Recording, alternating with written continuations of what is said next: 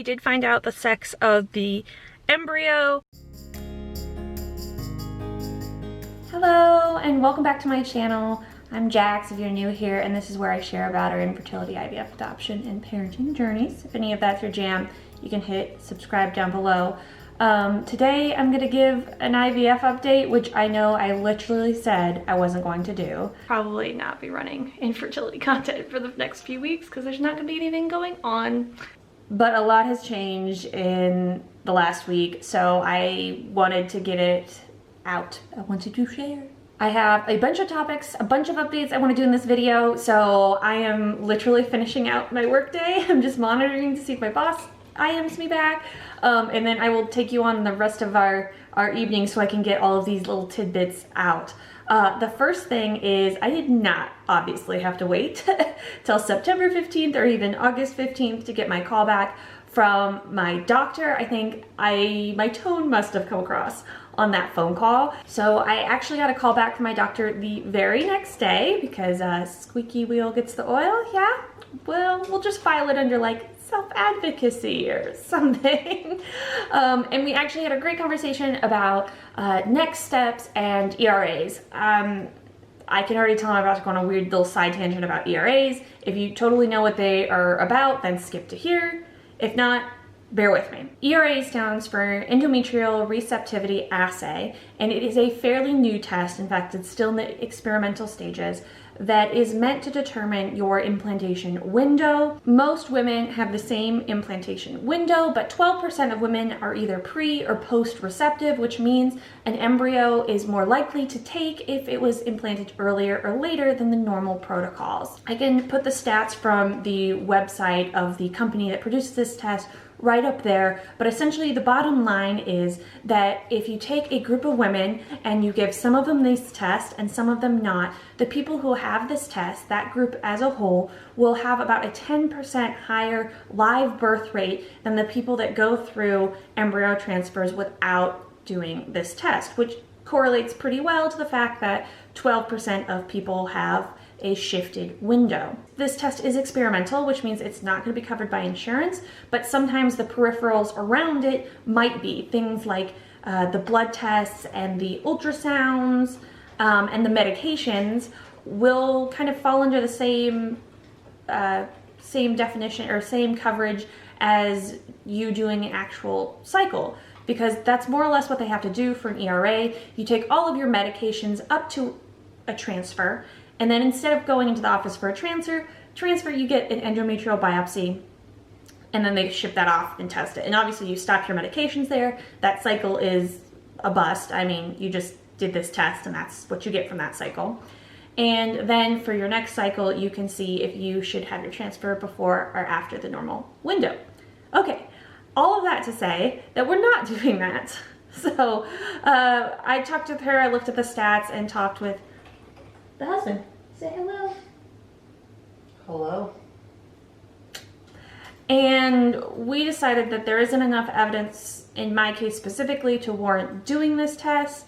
Since we've only had one failed transfer, standard practice is to wait for 2. My doctor did admit that obviously there is a chance for everybody, even after just one failed transfer, that this is a problem and you could get value from it, but we don't want to spend the time or resources or mental energy around it right now. Before I move on to our plans for next cycle though, I want to go over some of the lingering effects of this last transfer because I feel like people kind of forget about those, but it is time to go pick up Evangeline, so I will see you in the car.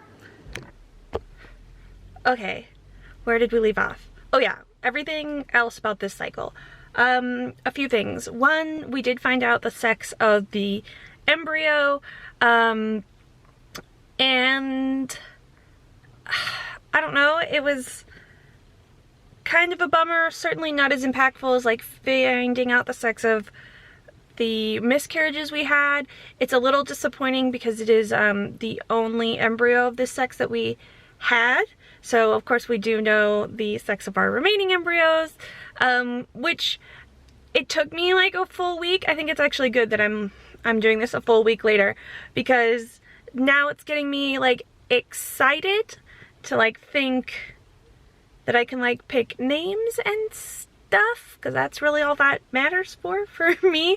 You know that most of my stuff is gender neutral as far as like, I don't know, maybe I don't touch on this enough on the vlog or on the channel, but yeah, I have been burned by sexism in my industry so much. It is kind of a flagship parenting pillar of mine to make sure that my child's sex doesn't matter, and that, yeah, that's it.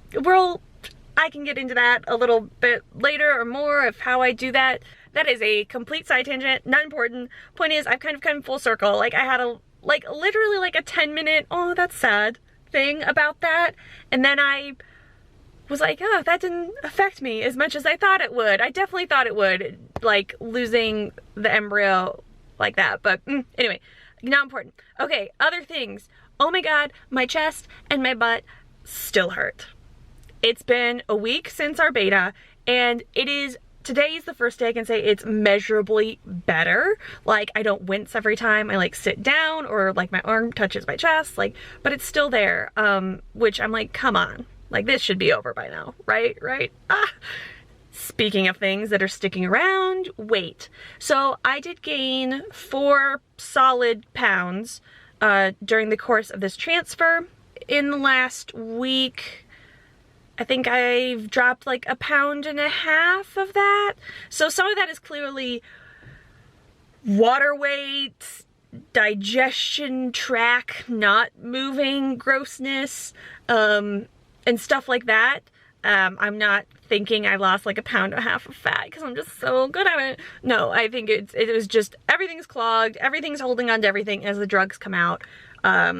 You know, some of that excess weight dropped. So I gained 2-3 pounds I tried to eat my feeling weight, and I am working in a healthy manner to get rid of that. So obviously I talk in one of these videos about how I lose weight with PCOS, but it's a lot of intermittent fasting, and then I log calories just to be more aware of it than anything, and do moderate exercise, mostly just walking nowadays since I can't go to a gym or anything. Yeah, I will go get Evangeline, and then when we get home, I will talk about next transfer. So, last bit of this update is that a week after our beta, I did start cycle day 1, so I did message them like she had asked me to do. Oh, are we all smiles now? Can I have this? No. Would still like, yes, because dinner is almost done. She always comes home from daycare really hungry and has opinions about it. So we did start cycle day 1. I called them messaged them not knowing if I was going to get put on birth control or if I was going to go straight into a cycle, and they literally messaged me my calendar the next day, or the next day. They messaged me my calendar later that afternoon, and I have a baseline scheduled for Thursday. So yeah, that's fun. That's fun, and if that goes well, then I start estrace and baby aspirin again the next day after that ultrasound. And yeah, so then transfer is less than 30 days away as I'm filming this. It's crazy to be jumping back into a cycle, but I'm glad we can, just so we can get it done. We can get it done and kind of stay in this mode of coping and forgiving each other, and you know, dealing with me being in a less than optimal state. I did buy the husband a present after last cycle. So sorry, I was a bee. Like, it's not my fault, but I still, it's nice to like kind of, I don't know, do nice things for each other. And we do that a lot when it's hard like this. Just to be like, you know, every moment we may not be like chill with each other, but like we're constantly love each other. And gifts are a way to do that. And one of his love languages is gifts. So I am a week and a day out from my negative beta. I'm doing okay. I got a call the next day, and I started cycle day 1 a week after that. And now I'm 2 days away from a baseline ultrasound, and that's where we are right now. It is a lot. It is a lot, but like I said, I am just glad to get it going, and this is more like what I wanted to do from the beginning, is just daisy chain these cycles together, so I wasn't still worrying about it. Like I said, we're ready to move on if this doesn't work, and we'll be very happy if it does. All right, that's all I have for now, ladies. Until next time, keep on fighting. Mwah!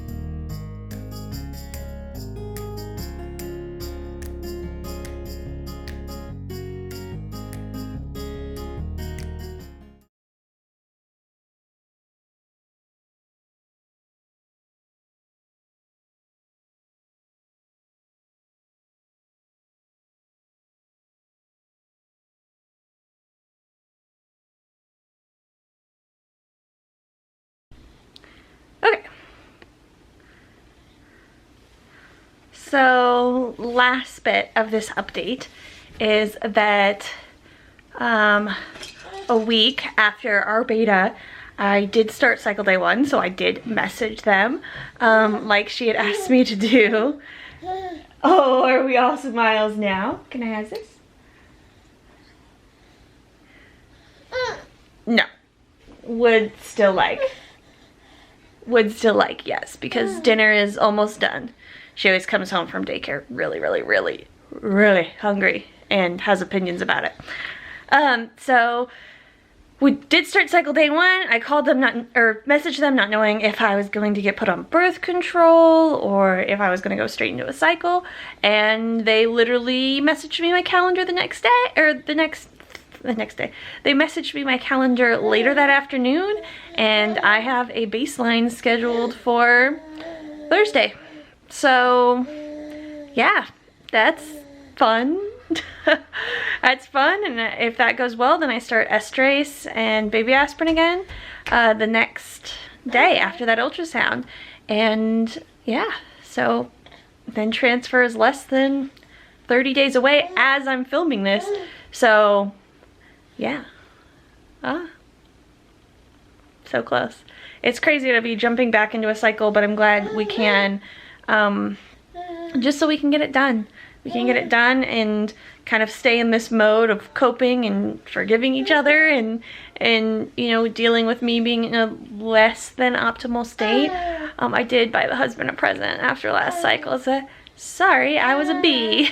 Like, it's not my fault, but I still, it's nice to like kind of, I don't know, do nice things for each other. And we do that a lot when it's hard like this, just to be like, you know, every moment we may not be like chill with each other, but like we're constantly love each other, and gifts are a way to do that, and one of his love languages is gifts. So okay, that's it. Point is, I am a week and a day out from my negative beta. I'm doing okay. I got a call the next day, and I started cycle day 1 a week after that, and now I'm 2 days away from a baseline ultrasound, and that's where we are right now. It is a lot. It is a lot, but like I said, I am just glad to get it going, and this is more like what I wanted to do from the beginning, is just daisy chain these cycles together, so I wasn't still worrying about it. Like I said, we're ready to move on if this doesn't work, and we'll be very happy if it does. All right, that's all I have for now, ladies. Until next time, keep on fighting. Mwah!